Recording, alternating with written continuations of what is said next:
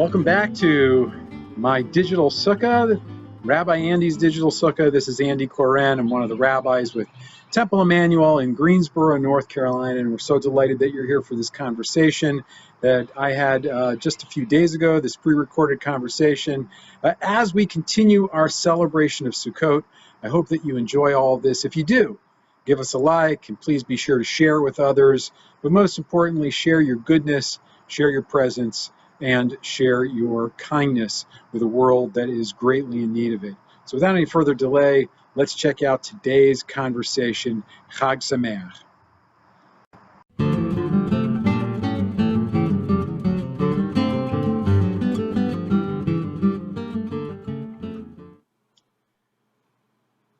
Welcome everybody to my Digital Sukkah. Rabbi Andy Koren here from Temple Emmanuel in Greensboro, North Carolina. And throughout this time of Sukkot, throughout the celebration of this festival, I'm here in my Digital Sukkah, and I am really delighted to invite some of my dearest friends and some of the most important voices that are in our neighborhood, that are in our congregation, that are in our community, even around the world. For us to hear, for us to learn from. And today I am delighted to bring to you one of the members of Temple Emmanuel, a longstanding member of Temple Emmanuel, and that is Vicki Kilimanjaro. Vicki and her family for the better part of a generation have run the Carolina Peacemaker, which is an incredible newspaper in our area, African-American voice, but also the bringer of news far and wide. And so, Vicki, welcome. Hag Sameach to you. It's really good to see you. Thank you. Thank you. I first came to Greensboro, of course, when I was in college over at North Carolina Central, and that's where I met my husband. And I would come to Greensboro on weekends, and I would attend the Shabbat services at the temple. And at that time, it was Rabbi Rippings who was the rabbi there. And Vicki, you're kind of timeless, but give us a sense of like what year you're talking about, you know, when you were in college and when those visits would take place. That was back in 1955. Wow. 1955. And then after I graduated, of course, in 1956, that's when we were married at the temple. And that's you and your husband John. My husband John and I were married at Temple Emmanuel in 1956, and Rabbi Rippins officiated the service, and it was interesting back then. And after that, of course, I was living in Greensboro, not coming as a visitor anymore. And we would attend the services, probably every Shabbat for a while anyway, and really enjoyed it. It was great. You have another question? Yeah, I was going to ask you. Paint a picture for me. What was it like to be connected with Temple Emmanuel at that time? The interactions that you had with other members in the congregation. What was, with Rabbi Rippins is really kind of a mythic figure for those of us, who weren't here back during his many years of being the rabbi of our congregation. Tell us a little bit about, just paint a picture for us of Temple Emmanuel. Okay. In those days, I was the librarian at the temple. We built the little library upstairs behind the beamer, and Rabbi Ripping's office was to the left there. And he would come by, and I would be standing at the desk working, and he would say, "Why are you standing? Why don't you sit? Because when you get older, it's going to tell on you." And I was like, "Okay, thank you, Rabbi, but I can work better standing up." And it was really interesting. I think back then David Hellberg was director of the religious school because he was there for many years. And at that time, Bertrand Levy was the cantor. So I got to really get involved with both of them, the rabbi and the cantor. And it was a good time. Back in the old days.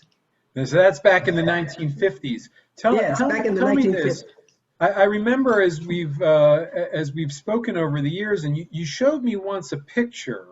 I think you showed me a couple pictures because, over the years when groups would come in from DC, there's an incredible group that's called Operation Understanding DC, a group of Jewish students from the greater DC area and African American students. And sometimes there's overlap because we don't want to say that there's an either or. There are those of us who are Jewish and African American, Jewish and Black, Jewish and Brown. Many of us are, and they would study together for a year, and then they would travel, starting off in New York, but then they would come on the Civil Rights Trail in the South. And their first stop when they would come to the South, when they would come here, they'd come to North Carolina, they'd come to Greensboro, and you would meet with them, and invariably you would bring a couple pictures with you. And one of the pictures, two of them, date back to the late 1950s. Tell us a little bit about what happened. I think it was in 58. Back in 1958, that was the year that Martin Luther King Jr. came to Greensboro and spoke at Bennett College. And he did a marvelous service there. And the place was just crowded, so crowded, and they had intercoms outside the building, and then the chapel and all, the theater.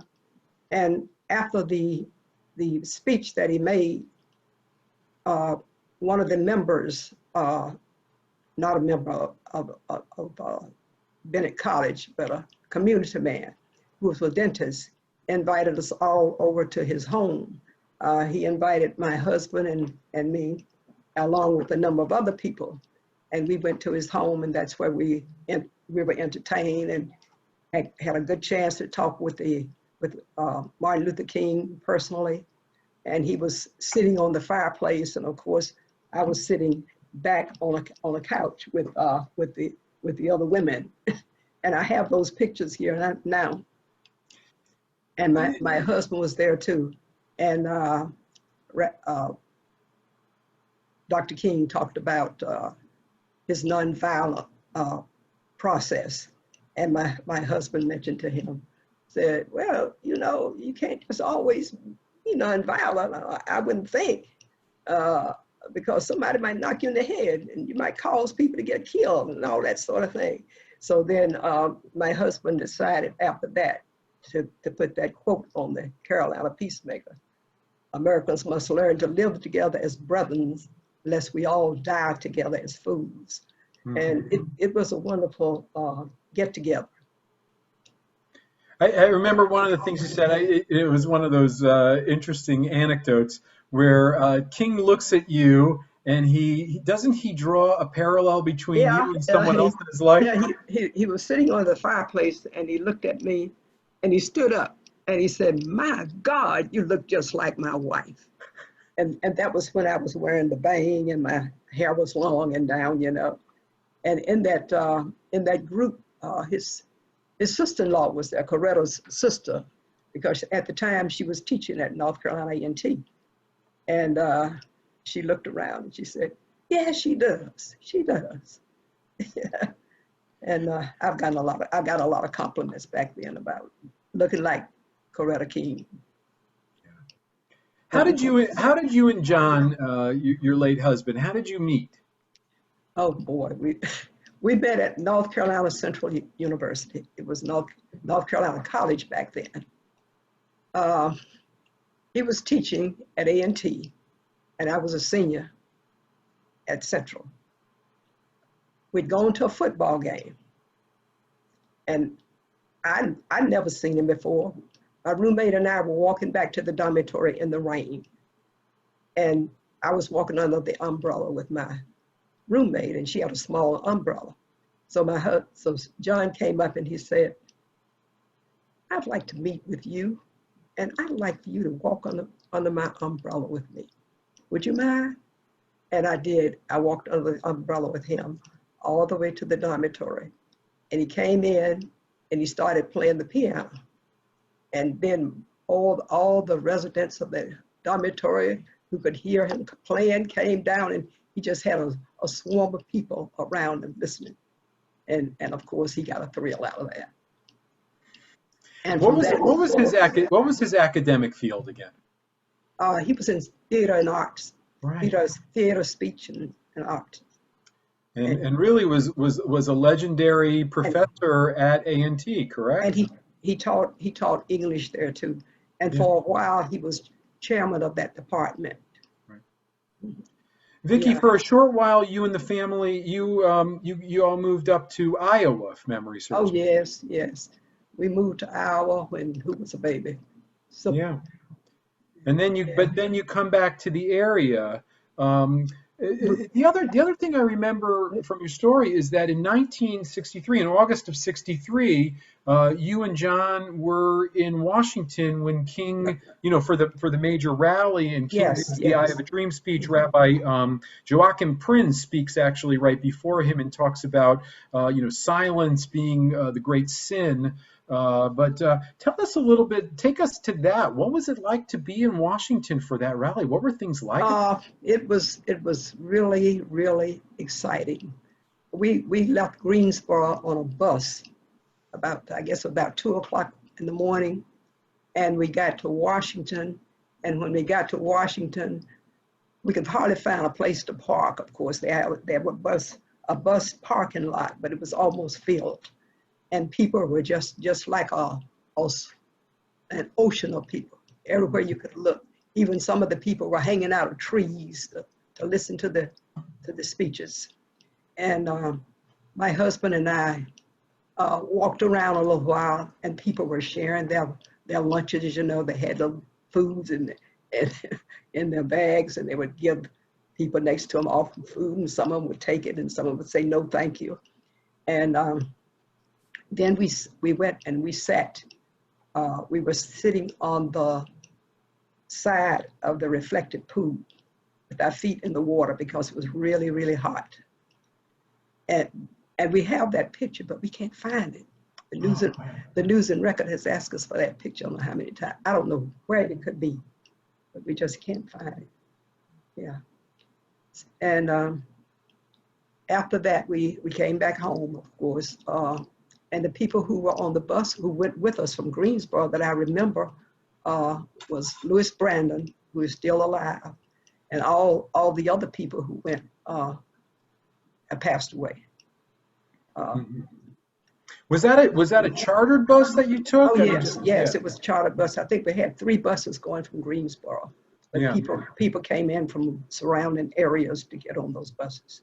Right, right. So you've had the opportunity over the course of, what was it, half a century now, maybe more, to document Greensboro as one of the owners and editors of the Carolina Peacemaker. Tell me a little bit about that experience and some of the highlights or some of the moments that really stand out for you. Well, we started the Carolina Peacemaker, 1967, and I was working in the school system at the time as a librarian, and my husband came over for me to sign the papers and everything, to get the loan, to get started. And I said, do we really want to do this? And he said, yes, we want to do it, but we're going to go over to Durham, and we're going to talk to Mr. Edmonds over there, who's been in newspaper business for many, many years. And Mr. Evans said, I told him, said, boy, I hope you know what you're doing. Say, I'm gonna stand by you, and I'm gonna wish you God's speed. So that was all my husband wanted. That's all my husband wanted to hear. Came back, and this millionaire over in Danville went in with us. He put up as much money as we did. But after about 6 weeks, he saw that we weren't, moving ahead. So he withdrew, and we paid him his money back. But it's been interesting. We've made a lot of changes in Greensboro back in those days. And people nowadays, if they don't get their papers on time, they start calling the office, and sometimes they would call me at home. I didn't get my paper today. What's going on? I said, well, they were mailed at the same time, We don't know what happened. It might be the post office. It might be anything. Like this past week, we didn't get our paper until Monday. Yeah, that happened to us. That happened to us also. I didn't get my copy of the paper until Monday or whatever it was. That's how I knew that there were some lags in the post office. Yeah, that's right. Yeah. And then, yes. And then when you call the post office, they'll say, oh, we're sorry, but we'll check on it. We'll check on it. We'll try to make it better. Are there any, let me ask you this, are there any particular events that you covered or any particular interviews or, that you've done that really stand out for you, Vicki?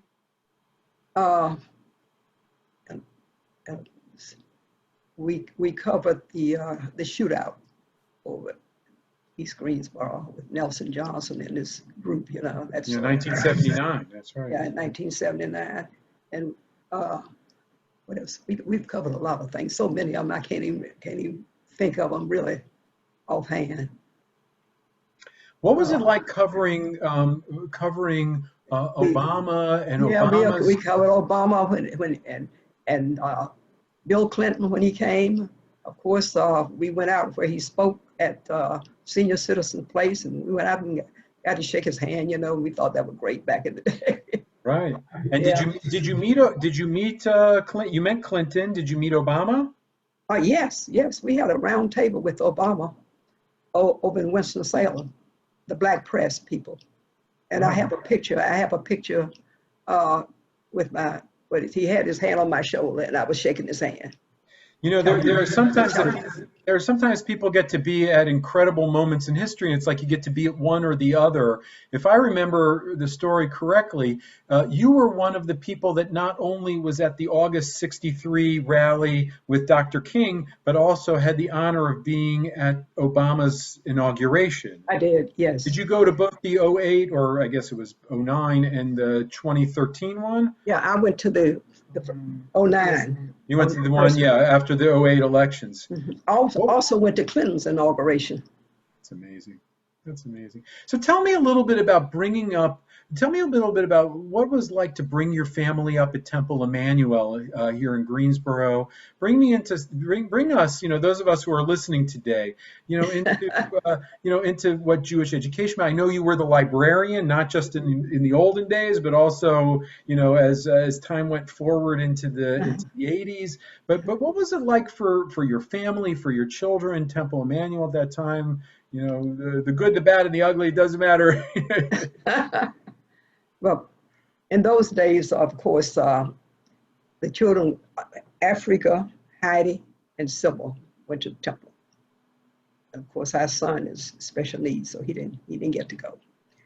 And I think they enjoyed it. We have pictures of them now with their classes, and we told them that if they would like to, they might. Well, anyway, Heidi and Africa taught there for a long time. And Heidi and Sybil were assistants to the teachers. I think Sybil was assistant with Mrs. Weinstein, and Heidi was with Mrs. Rippins.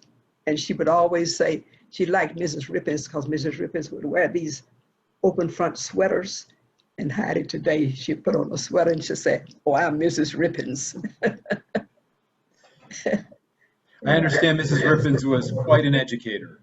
Oh, yes, she was really legendary in our area.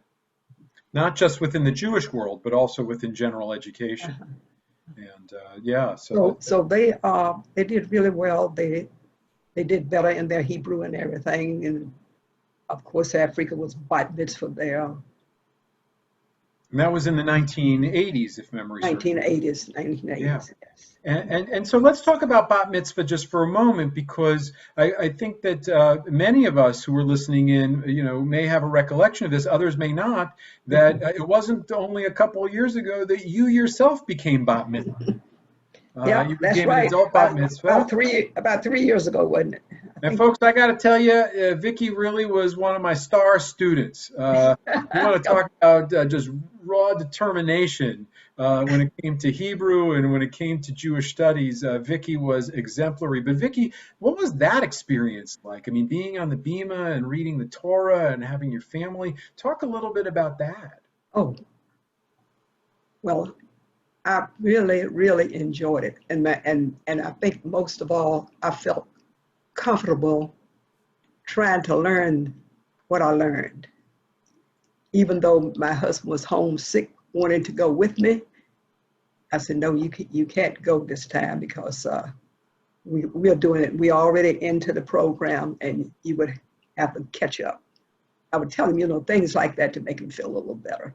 Yeah, and I should say to everybody here that Vicki's, the way that she treated and the way the family treated John throughout his illness and even into the times where he ultimately wound up passing was really exemplary. The way that you guys loved each other, but also the way that you cared for him really stands as a model for so many, including in Mickey and my own relationship, Vicki. To hold that up at all times. And we miss him so much. Well, thank you. Yeah. You brought a special friend with you when you came to class, though. Every time we were gathered together. Who else was with you and just decided she'd kick in also? Africa was my home supporter. Yeah, she did a reboot of her bar mitzvah, which was really fun. And my coach. That's right. Yeah, and you did a great job, and Vicki helped us along also. Yeah, that was great. That class was just. I really enjoyed it. Speaking about coaching, I know one of your passions in life, outside of journalism and outside of Judaism and family, one of your passions in life is growing flowers, and in particular growing roses. Rabbi Gutman calls you his rose coach. Talk a little bit, if you would, how did you become interested in roses? I became interested in roses about 30 some years ago.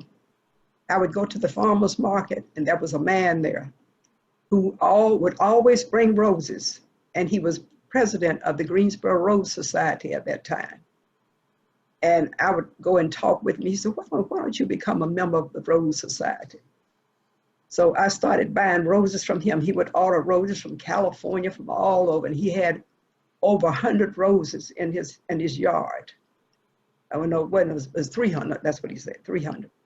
And he had 100 to sell because he would order them and sell them to people. So I would go out and buy roses and bring them back and put them in my yard. And then later on, I just got myself a rose bed. So I've been raising roses for probably 35 or 40 years.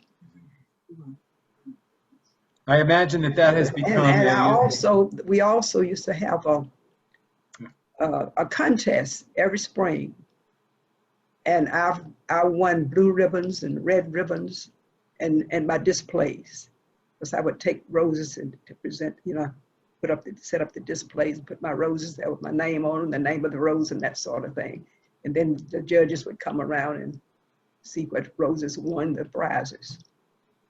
Yeah, I understand why. I've seen the rose. You brought some roses over for us, and they've just been beautiful. I gave a try at it at one point, and finally we just put some knockouts in. And I'm very grateful to you for bearing with me and for your patience as I gave it a try. But Vicki, I imagine that you're spending a lot of time in the garden, throughout these past months. That we've all been, watching ourselves really not going out. I know that you're one of the people that stayed, exclusively at home, but just being with your flowers, I'm sure has been a really important source of connection. Now I'm doing my vegetable garden now. Yeah. I have by the way, thank you for the tomatoes. I made them into really good salads and tomato sauce. So thank you. Oh, good. So I'm doing Florida mustard and kale. My Florida mustard is about ready to be picked right now. I'm signing up right now. You got some extras. So tell me this, just in our last couple moments here, Vicki. We could talk about other things related to Temple Emmanuel and your connection to Temple Emmanuel. We could talk about your involvement in civil rights work, and I think we've touched just very briefly on those areas. But I was wondering if you could talk just for a moment about what being Jewish means to you. what it's meant to you, on the soul level, on the involvement level, this congregation, what this community means to you. It gives me a sense of belonging, a sense of fulfillment, and make me feel like I need to go out into the community and help those people who need help.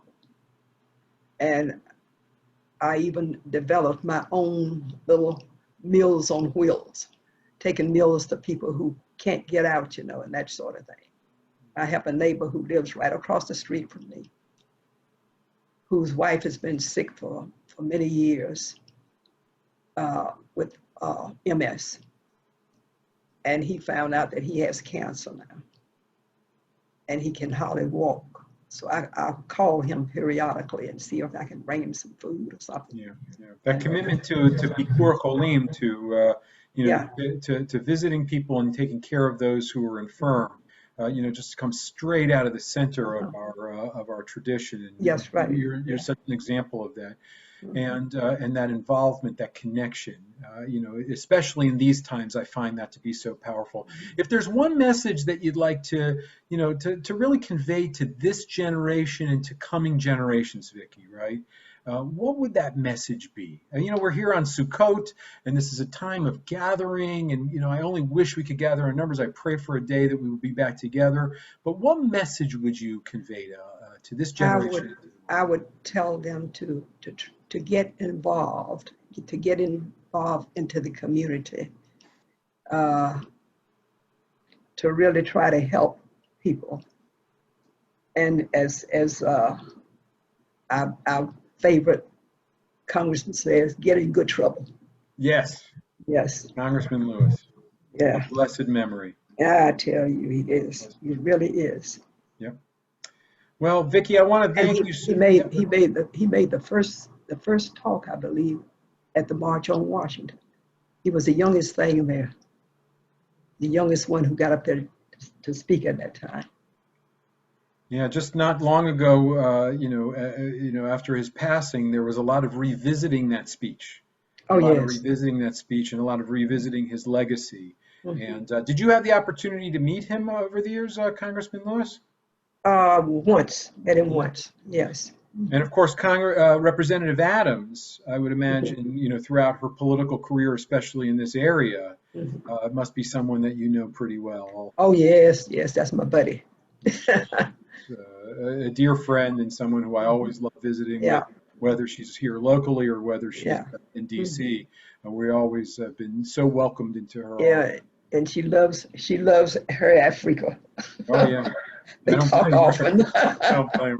So listen, let's bring this conversation to an end. I want to just thank our special guest today, Vicki Kilimanjaro, for being with us. And I want to say to everyone, Hag Sameach, but you've heard it from one of the luminaries of our area, let's call her this, one of the Jewish stars of our area. And we're just so grateful for this opportunity, Vicki, and to everyone, just, a very big heart and a very big Hag Sameach. So thank you again. Hag Sameach. Thank you for having me. Well, I truly am grateful for today's conversation. I just want to thank you for being here.